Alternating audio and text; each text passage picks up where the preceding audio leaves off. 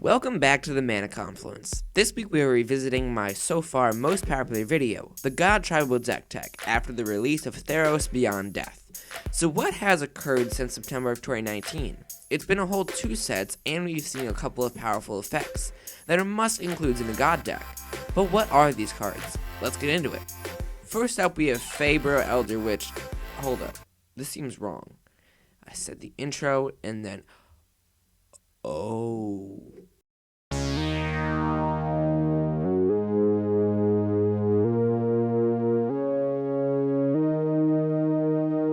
better. So yeah, Faebro Elder came out and it is quite powerful, especially because it boosts devotion and ramps.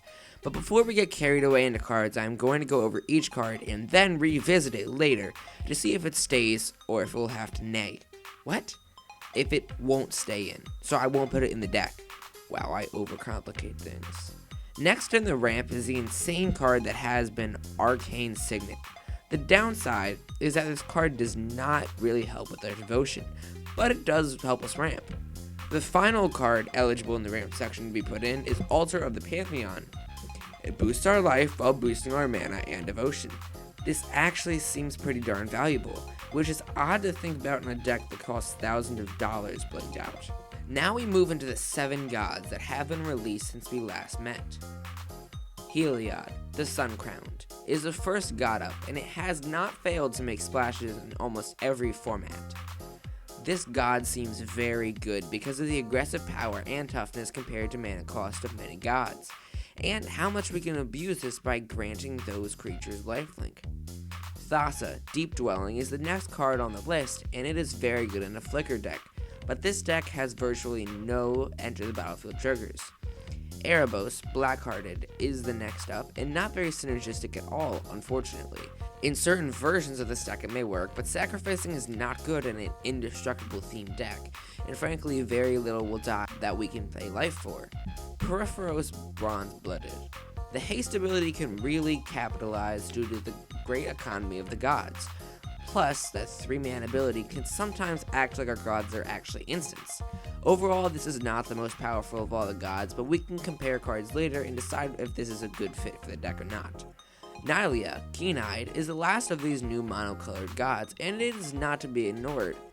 It ramps us incredibly well, and if we have extra mana, we can even draw cards for it. Next up is Clothes, God of Destiny, and it seems like it is a pretty simple candidate for the deck. It does damage, and it ramps us, which seems pretty good, especially if we have a lot of board wipes, which could fill up graveyards. Finally, we got Theros, Shroud Veiled. We just talked about all of our sweepers, so if we are getting sweepers, then Theros makes immense sense in these situations. Now is the part of the video where we move into the changes, and we choose what will stay and what will go.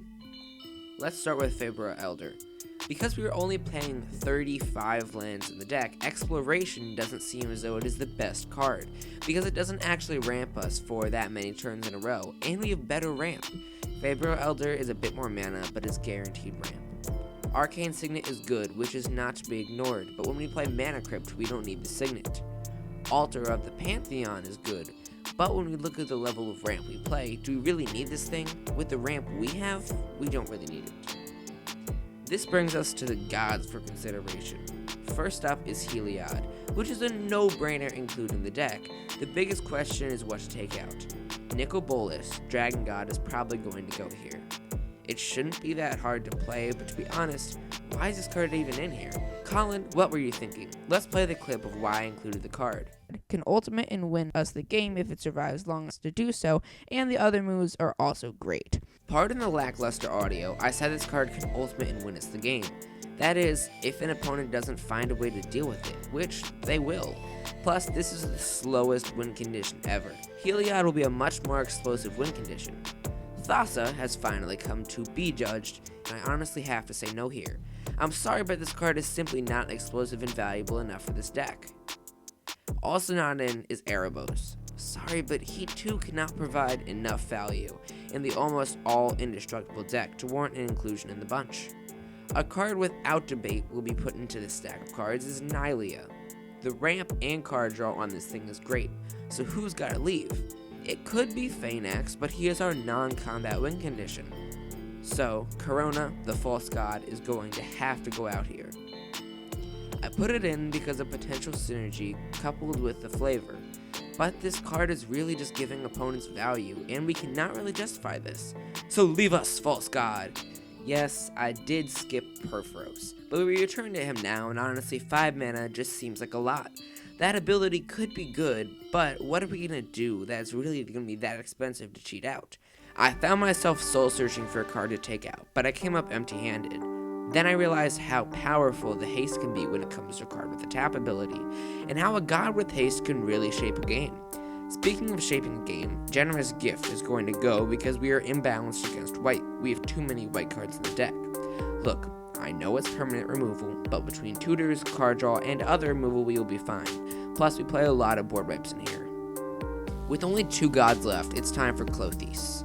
As good as Cathis is, I cannot help but put him under the microscope. Let's revisit the original video real quick. Kethis, the Hidden Hand, will discount all of our creatures and help with the devotion, so it is also perfect in this deck. If this card is purely a ramp card, then Clothes is going to slide in. The chance of us actually reclaiming something with this is definitely low. Clothes ramps too. Finally, Theros is going to be able to steal creatures every time we board wipe, so we should definitely try to fit this in. Farika can leave the deck, because all she does is make chump blockers for our opponents, and take care of problematic graveyard cards for it. But we can change this problem if we take control of the creatures, meaning they can't have them in their graveyard because we have them. So yes, this was a shorter video, but here we are, the end of the video. If you are sad that this is over, then I guess that means you should subscribe so you don't miss any of the future videos. Thank you so much for watching, and have a great day.